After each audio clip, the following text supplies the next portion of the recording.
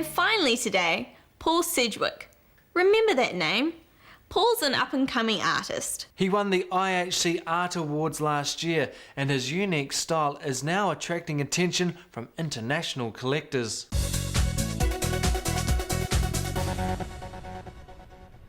Paul Sedgewick lives and breathes art, and winning the 2007 Telecom IHC Awards has created huge demand for his now highly collectible work. New York or San Francisco. Keen to expand my own art collection, I was curious to find out what he's been working on lately, and found he's most passionate about sci-fi subjects right now.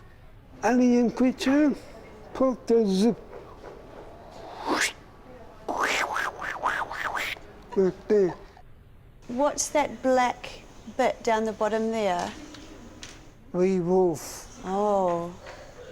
The witchcraft. Witchcraft. It's a bit scary, isn't it? And that's a house of, what does that say up there? The house of Dracula. Dracula. Oh. And in keeping with these horror themes, we can see that Doctor Who has had a hand in this recent sculpture. Paul's art tends to feature urban institutions and services. And what's this down here? Ambulance Medical Center. Okay. And is that another rescue helicopter? Primer. Up the hill. Women's Hospital. Oh, this is a women's hospital, okay. And although he lives in Hamilton, Paul has a fascination with place names from Auckland, often including them as columns of text in his work. Mount Fullerton, Mount Albert, Mount Smart, Mount Eden. Gallery supervisor Emma Fletcher plays an important role in assisting Paul at the Sands Gallery in Hamilton. He's featuring, oh, there we go. You get your pencil, your felt out of there. They've worked together for 3 years. Emma, what are some of the processes that Paul uses? And telecom phone book is a major source, so he gets his magnifying glass out and methodically goes through either the focuses on the surnames or the addresses. He's got a particular emphasis on Auckland, so they're normally Auckland phone books, or it's cartography and maps. He gets a lot of maps from well-travelled family, close family members sent over, and postcards and things, so this inspires him to do more graphic kind of symbolic work.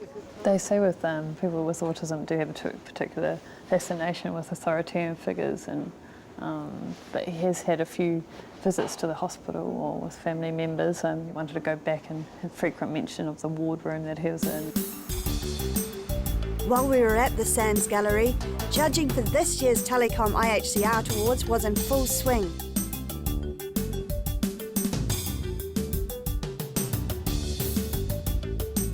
I wouldn't want that job, given the vast range of fantastic work and the high standard of the entries.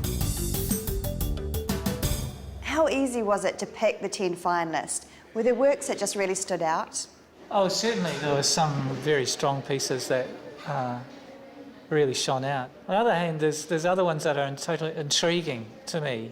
Looking at them, I wonder about the stories behind them, and so some of those weren't quite. So I would be very interested to meet the people who did them, and to talk to them about why they did the things they did do.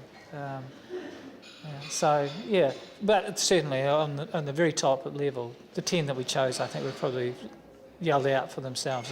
They put their hands up and said, "That's pick me, pick me." The work that we saw was a real testimony to the dedicated efforts of the staff here at Sands, who nurture all these artists. When it comes to the paint colours, Paul is very particular about what he wants. If they're too light or too dark, there's the terms he uses, they're always adjusted, or every day he comes in accordingly, and it's a number 1 paintbrush, and yeah, his tools are quite important. Yeah. Who's at the top of the stairs there? Start with D. D-I-C-U-R-A. Dracula. Transforming helps. A-L-P is helps. Alps, Transylvanian Alps. Yeah. Paul's dedication to his craft is truly awe-inspiring. His biggest issue? Keeping up with the demand for his work. I think the way he's going at the moment, each piece that's finished and off the easel is getting snapped up and sold, and we've already got a few people that are lined up awaiting the next one. Can only get better and better for him, I think. If you know a talented artist like Paul, nominate him or her for the Attitude Art Awards.